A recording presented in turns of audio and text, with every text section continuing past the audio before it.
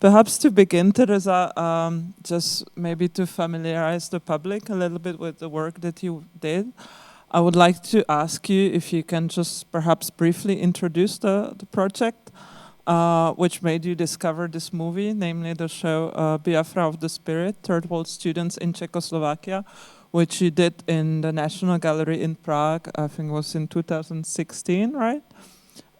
So perhaps can you just briefly introduce the project and how it emerged?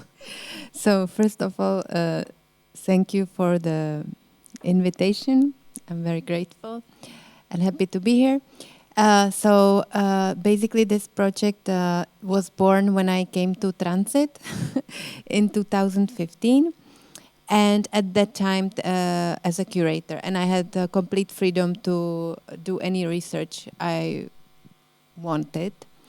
And when I was thinking what to do, I was first off, I studied African studies. So and I was the last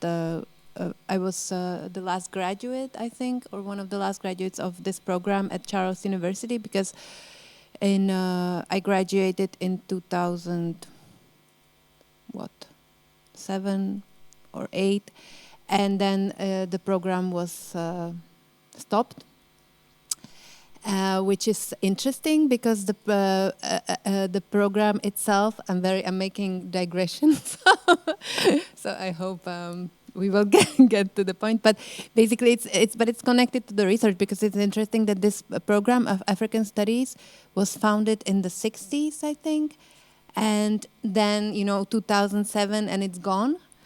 And it's why it was founded in the 60s.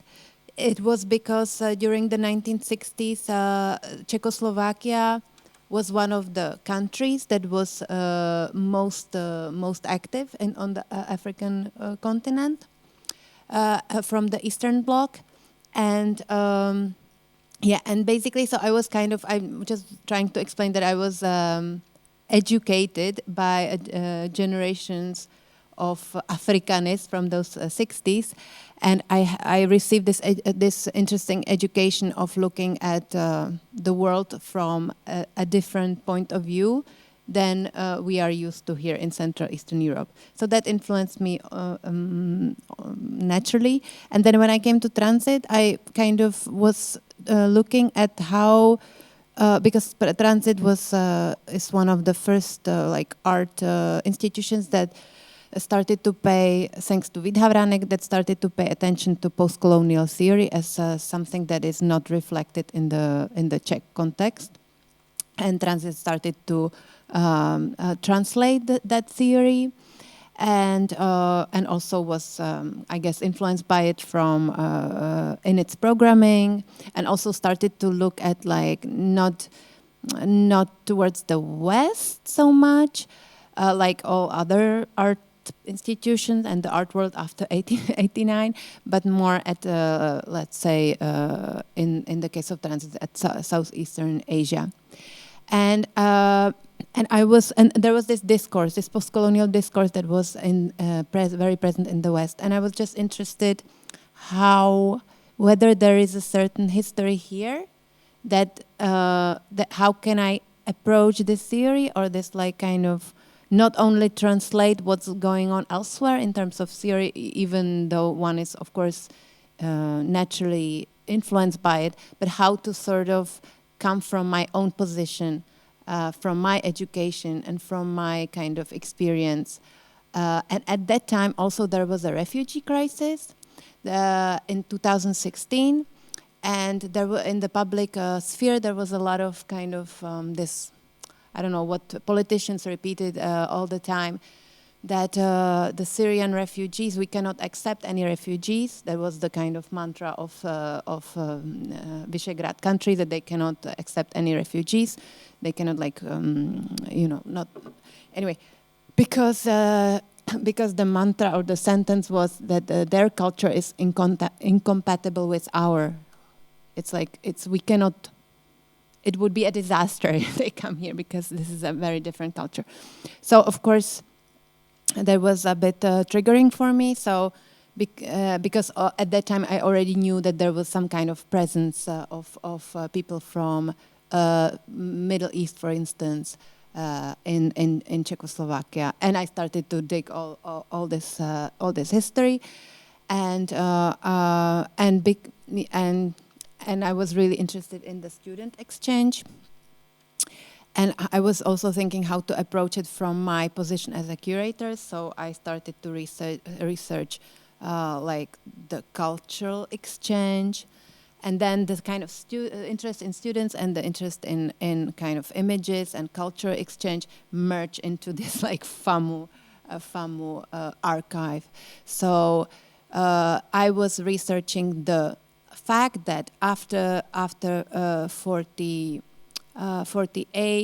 with the state socialist regime, there was a kind of student exchange between Czechoslovakia and the so-called Third World, that is Latin America, Africa, and Asia, and that was a common kind of story about all the Central Eastern or all the like kind of Eastern Bloc countries.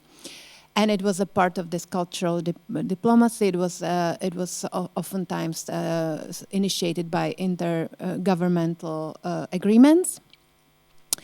And it had many kind of, it was complex. It had like this, of course, solidarity kind of intention, internationalist intention that was very much in the, ideology, communist ideology. But also it was Cold War. So it was like part of this kind of power struggle, and so in that framework, the student exchange was taking place, and also this happened at FAMU. FAMU is there are two institutions worth maybe I'm just talking. You can interrupt me if I'm maybe starting to be less interesting. But there were two institutions crucial for the student exchange. Or for me, it was the University of 17th November. You could see it also in the film. There was one kind of shot where you could see the sign, University of 17th November, around the Eastern Bloc. There were like these special universities that were focused on organizing university programs or supporting students from the so-called Third World,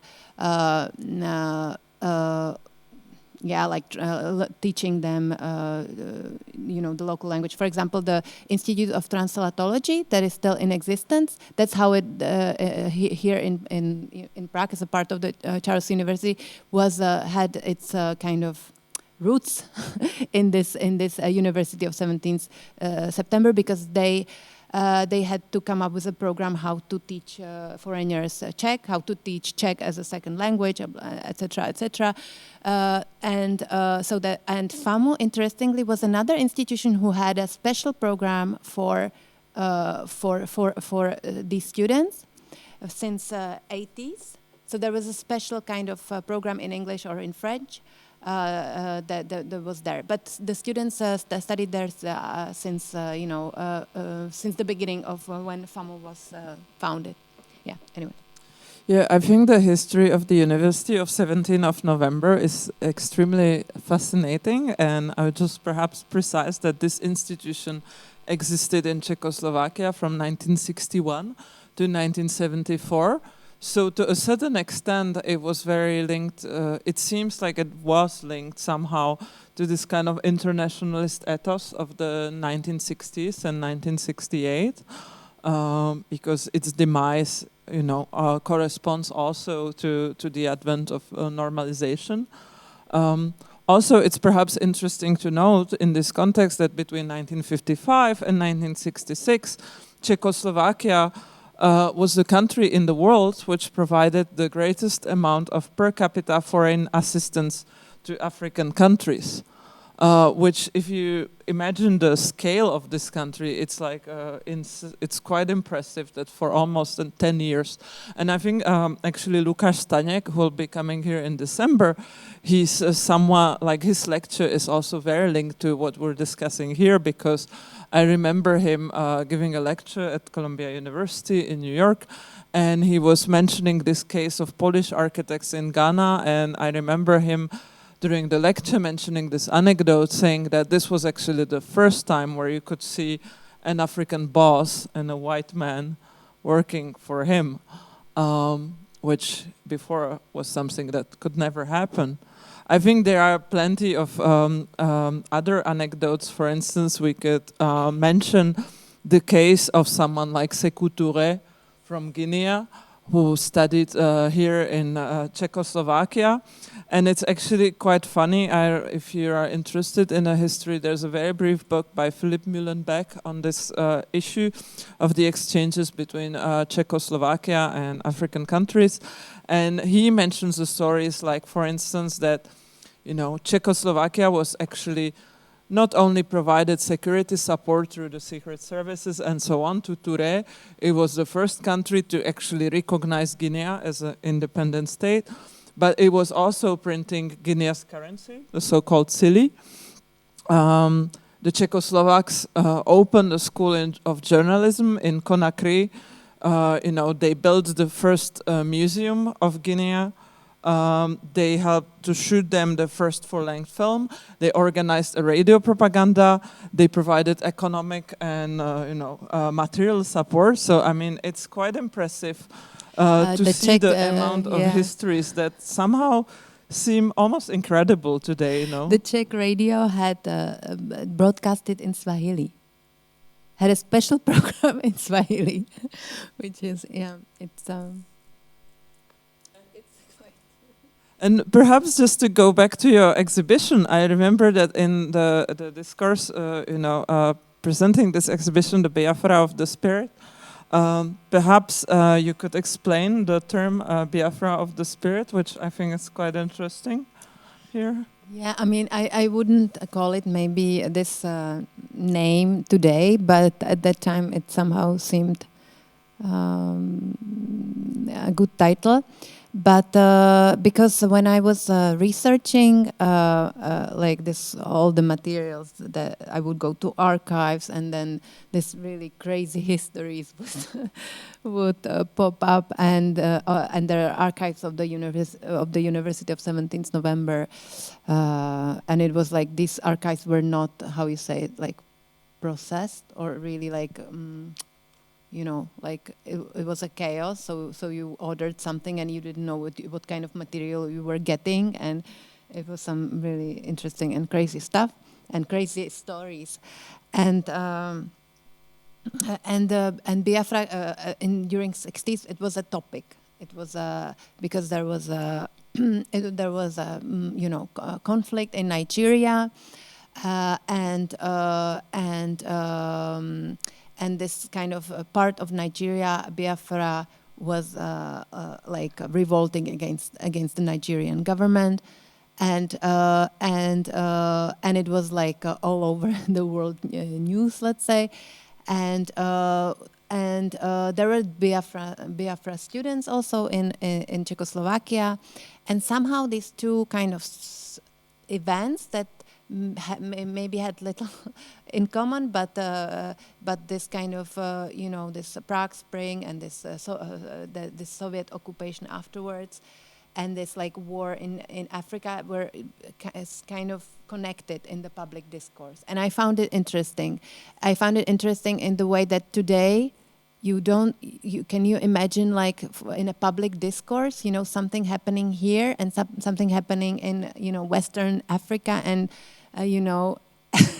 it would be compared like this, or it would be like would be a solidarity between Biafra and Czechoslovakia. It was for me. That's why the title was interesting, because it was for me a symptom of something that the exhibition tried to capture or tried to name or articulate that is no longer here, that is kind of missing. And Yeah, and also the phrase was, but the phrase was used by Louis Aragon, the French novelist, who precisely used it to call the kind of repression of intellectuals in Czechoslovakia after the occupation, that it was a Biafra of spirit, like it was a crashing of the spirit. Yeah, I think what you're trying to point to is that to a certain extent in this title, that despite the cultural differences, you can have something like on the different parts of the world being a part of the same fight for independence, somehow comparing the situation of Czechoslovakia and African emancipation. And I think in this context, it's really interesting. For instance, if we look at when I looked at some of the books and the historical materials about precisely the collaboration of Czechoslovakia with some of these newly independent African countries, it was quite interesting to notice that the way in which the Czechoslovak delegation justified the fact that they should be the commercial partners of those newly independent countries rather than Moscow, because they had a certain degree of independence from Moscow, even though they were also receiving orders from Moscow. But their argumentation was all about, we are a country or a territory that has been colonized historically. So we're not going to colonize you because we're already a country that has an experience with being, struggling for independence under the oppression of bigger states. And perhaps one question, if we think of those links between the Prague as the city or Czechoslovakia and the global south, there are some interesting stories about, Mehdi Ben Barka walking around Prague, Che Guevara, staying here, Sékou Touré, who has studied here. Like, what would you say that remains of this, forgotten internationalism today? Like, how would you judge the situation? Yeah, that's a difficult question, because it comes as a shock or surprise, I think, in the news, or I think it comes in two ways. One is like a shock when there is like in the news you have it, or sometimes as a surprising kind of piece of information that this African leader or this important figure studied in Czechoslovakia, speaks Czech, knows the context. Wow, how is this possible? What a surprise! or like so it comes as this surprise, because we can. I mean, it's slowly changing. Also, there was a book coming out about the Namibian, the history of Namibian children who, like the sons and daughters of Namibian revolutionaries who were brought here as children and raised here in Czechoslovakia in the 80s. So, I mean, it's slowly it's slowly changing, but I think we definitely can speak of a repressed history.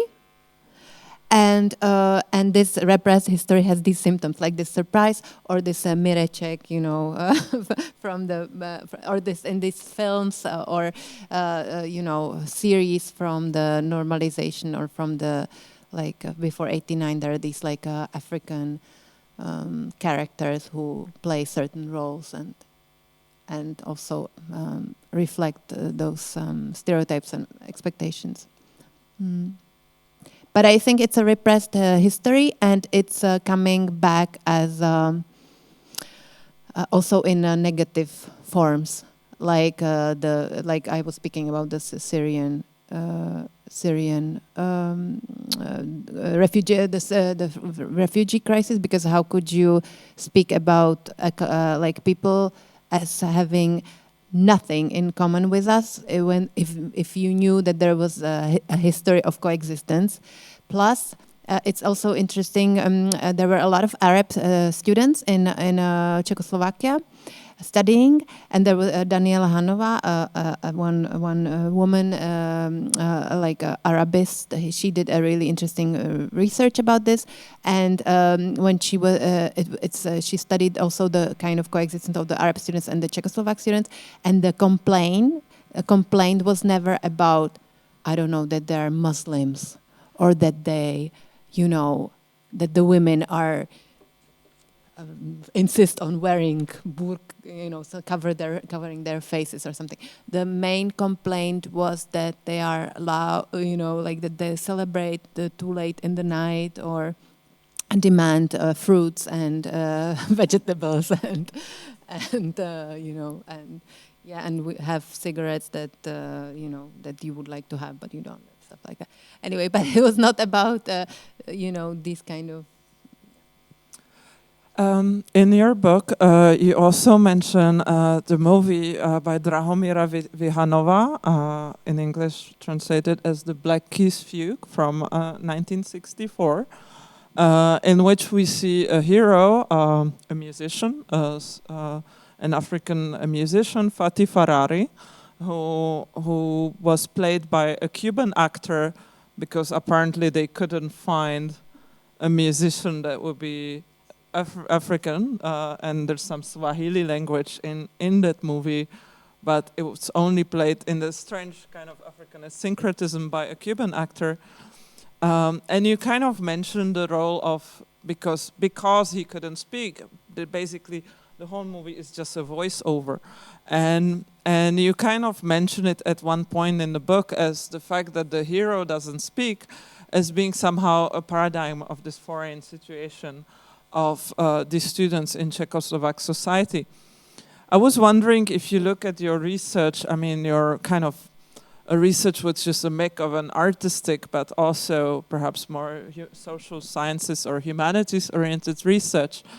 And how would you say, like, to whom is this research somehow addressed? Because my feeling is, to a certain extent, that what you try to do in your book is really to address your research to a Czech public, perhaps to criticize a certain myth of Mitteleuropa or its presumed ethnic homogeneity, the fact that since the end of the Austro-Hungarian Empire, it is as if the region has been closed into smaller and smaller, territories and becoming more and more ethnically homogeneous. Perhaps one thing that, I think would be interesting to consider, and it would be perhaps a very different project and perhaps a more international one, would be, like, what did those studies in Czechoslovakia mean for those African students? Because I know from some of our travels in Africa where, I have encountered suddenly someone just an African talking Czech to me in a bank. I wonder, like, what did this experience actually mean for them? Because in some of the countries, apparently, which weren't the officially socialist, for instance, if you went to study medicine in Czechoslovakia with this Czechoslovak government fellowship, because the system was generally, they had these language classes and other classes at the University of 17th of November, then they could enroll, once they learned the language, they could enroll any university, and the condition was at the end of the studies they would go back to work as doctors in Africa. However, in certain countries which were not officially socialist, the students who came here were actually suspected from communism, and so they were somehow blacklisted for jobs, and so they couldn't really practice the medicine or couldn't really do the work for which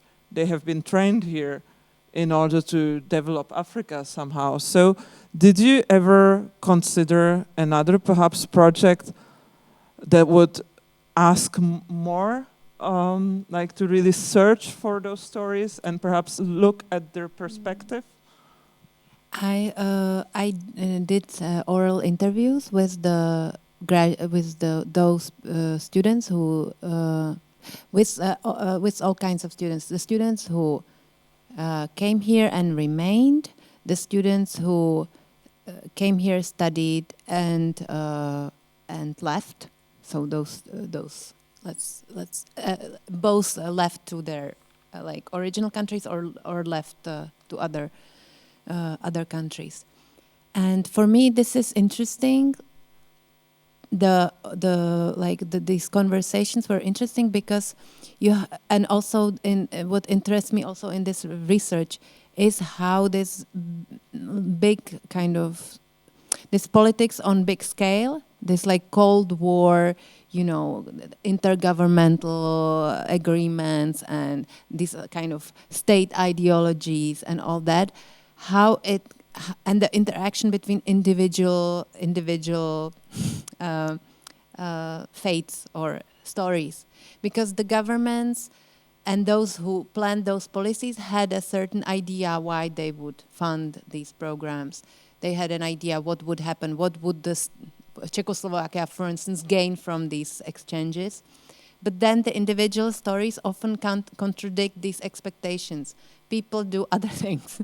When they're expected to go back, because they were expected to go back and be those like messengers of state socialist policies and friends of Czechoslovakia and to help to kind of nourish and build those diplomatic relationships. So they did not go back. They stayed, for instance, and things like that. So it was really interesting for me to interview. But those students that I interview, it was also difficult for me. I'm not a social scientist. I had no kind of I did not have, I did it like really intuitively, those interviews. I did not like kind of did like the methodology of the interviews or anything like that. So it was quite a punky way of doing it. But what I heard again and again, those students, they lived their youth in Czechoslovakia, so it was their young years that they were remembering, and I think that colored a lot of what they were saying, because one usually, like remember one like youth in a more kind of. I mean, I want to say what these filmmakers were telling me in person and what the films were telling me were sometimes two different stories. Like another film that I saw, it was a documentary film by Juan Delgado from the 80s. It also depicts or the theme is racism. And he shows really striking images from the mental institution where African students, are, or not only, but the foreign students are lying in bed. Basically, the doctor says that some students, it was also a hard experience. Like you came from a very different culture, you suddenly came here, then you were brought to usually some language course in a village or in a small town. Those Czech language courses did not take place in cities, but in Dobruška or like really, small towns. So that was your first experience of, Europe. No, I have nothing against Dobruška, but So and so there you are sort of a bit isolated, and so you learn the language. You are you are a young person. Maybe you're the first time away from your family or like your close ones. And experiencing, you might be experiencing also different problems. The students sometimes had problems among themselves because those political, situations and conflicts influence their coexistence in Czechoslovakia, for example. So if there were, I don't know, two warring countries, I mean, there were many conflicts, so it was a difficult experience. The racism that we just, that was discussed here, the different cuisine. I mean, at that time in Czechoslovakia, it was not really like, if you come really, like I was speaking about the Arab students, if you come from a country where you are used to that certain diet and you come to, there is knedlíky and meat and cabbage, or I don't know. So it's just a culture. It's culture shock. So if some students, it was too difficult for them to mentally cope. to mentally cope, and also racism, I guess, played a big role. Also, this kind of how you connect with with women and blah. And so anyway, and that was the image that was the film were like conveying, but the actual interviews were usually very kind of sentimental, and they were and also very much kind of because these were former FAMU students, so really appreciating the education and the cultural environment that Prague offered at that time. I think there's a really interesting theoretical problem regarding the social change. For instance, again, I cannot help but making some of the parallels with our present situation when, especially now we see almost like a certain rise in nationalist, racist politics all around Europe, whether it's in Italy with Meloni or in France with Marine Le Pen, or now very recently Geert Wilders in the Netherlands. And I wonder, what is the tension between the kind of the individual daily life, almost like a phenomenal experience, and state politics? Because here we have a situation when, at least at the level of the state politics, the racism has been prohibited, and the politics was clearly progressive, at least in its rhetorically, in its in its. But even I would say, even for many of these countries, like the fact that they have been recognized by the socialist countries, by Czechoslovakia, for instance, in United Nations, I mean, it had some progressive impact, we could say. On the other hand, what those movies that you showed us, present, is that on a daily experience, on the level of society, the society hasn't been really there yet, or hasn't been really ready. Or there were problems. So on the other hand, if you look at today, we have the very opposite. On the one hand, we could say that perhaps, at least in certain urban centers, the society is slightly more open to this cultural mixity. However, on the level of state politics, we have a clear progression of racist, racist and nationalist and chauvinist discourses. How would you compare this tension? How do you understand this kind of a tension between what is at the level of state politics and parties and what is at the level of culture? I mean, I don't think I have a clear answer to this, but it's. It's hard to say. I mean, it's clear that after '89, for example, when one reads the fiction or testimonies by Roma writers or by by members of the Roma community, it's clear, and also by foreign students, by the way, it's clear that after '89, during the 90s, there was a increase of racial hatred and violence. There was an increase of really violence in the streets, so people being attacked and so on. And that was not the case before '89, even though the archive of the University of the 17th November is full of stories of problems that the students encountered in Czechoslovakia, but it was not in this explicit way that then kind of happened after '89. So, with the situation before '89, it's clear that this top-down rhetorics has certain impact, but it's also top-down. So, so it's also problematic, I guess, in this anything that comes from the top and doesn't have a grassroots support. Has limited impact, I guess. But yeah, I mean, today I don't know. Today it's I don't know. It's really a difficult question because today it's I don't know. I don't know if I even want to go there. How I think the question is difficult, but it's also fascinating. I was thinking in this context, so if you look at the history of the left, there's a very interesting book on, which has nothing to do with this topic. It's on Soviet constructivism by American historian Christina Kjaer. The book is called Imagine No Possessions, The Socialist Objects of Russian Constructivism from 2005.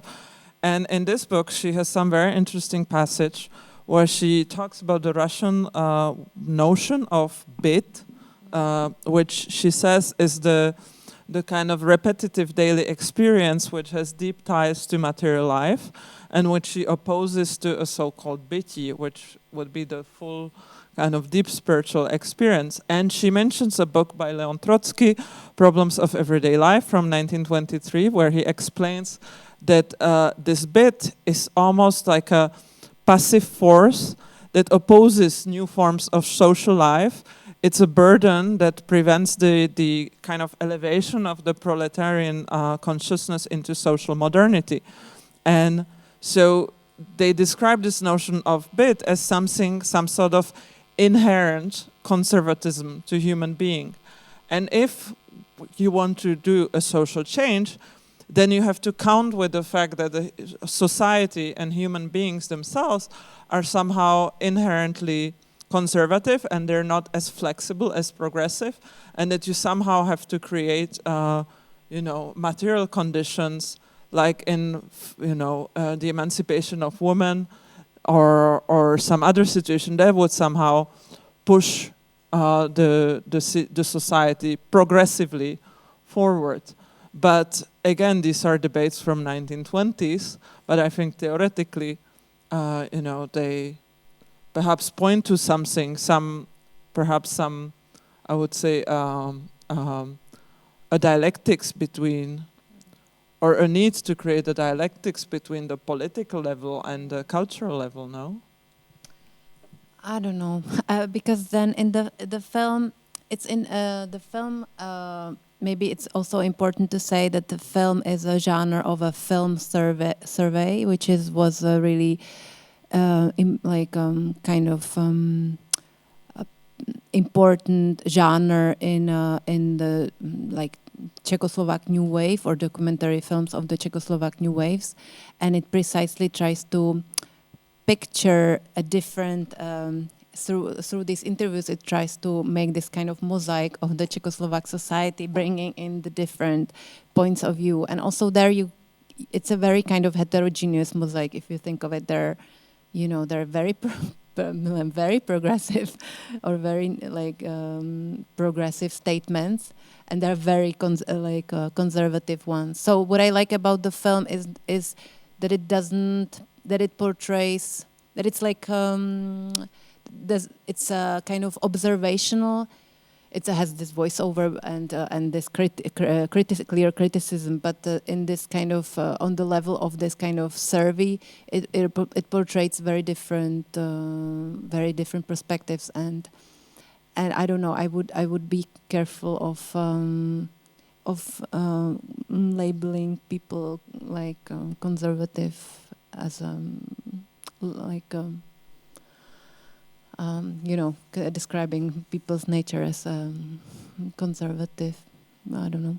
On the other hand, there's this very beautiful sentence in the movie that you just show us, where at the end of the movie there's this almost a humanist appeal when they say that perhaps why is love possible between individuals and not between states and races? So it is as if perhaps love or the social change can happen at the level of culture, but perhaps not necessarily at the level of politics, no? Or what? How do you interpret this statement? I think also is tied to why the Shakespeare is there, like this kind of Shakespearean reference about like how there is a society that is patriarchal at the same time as it's racist, and how there is and on the other hand there is this like a transgressive desire that is ethical, or I don't know, in that it has the courage or the kind of to stand against these patriarchal and racist norms, not only to stand against, but actually to reveal them or to make them manifest. So I see it as as the power of love or desire, that transgresses the norms. And it's true that it's about the limits of the politics, and that desire goes where politics cannot go. Do you think that there is an appeal for perhaps a certain universalism in those movies, that perhaps without like having at least some form of universalism, we cannot understand these kind of social realities, which I guess would be perhaps in opposition with the methodological framework of at least certain thinkers within the post-colonial studies? I think the focus on the film, on the student film itself, is for me this question. Because on the one hand, of course, you can say, "Oh, this is a decolonial, this is decolonizing state socialism," or this is pointing out how state socialism was a colonial, or modern, how modernity is colonial, how it's a colonial project, because you see, they claim they were, not racist and internationalist, but it was a hypocrisy. They were blah blah blah. But on the but this is I totally subscribe to it on the one hand, but on the other hand, the form of the film itself, the film themselves are products of this modernity, because the teachers, I mean, the student films themselves are complicated material, because who is the author of a student film? It is a totally, essentially collaboration. It's hard to say, it's hard to say, is it the product of the department, is it the product of the school, or is it the real author is the student? So this, for me, it's so I see that these films kind of connect both. There is like this critics of socialism and modernity, but at the same time, the film themselves are a product of this modernity, and so it means that this socialist modernity had a space. There was for example, 1968. This film was made in 1968. So there were moments in this societies that were open to self-critique, to criticism, and where art was deemed the important medium through which to channel this critique. So you would perhaps say that those movies themselves are an expression of a certain universalism, or perhaps a culture freedom of that time, and wouldn't that, if we subscribe to the statement, wouldn't that somehow mean that perhaps post-colonial studies as framework for this kind of historical reality are not totally sufficient? Totally, yeah, I would say that. I would, and that's why I think it's important to bring into these decolonial, post-colonial discussions, bring this experience of Eastern Europe. So what would be the new methodological framework that you would develop based on that? I don't know. I don't know. That's not my role, I think.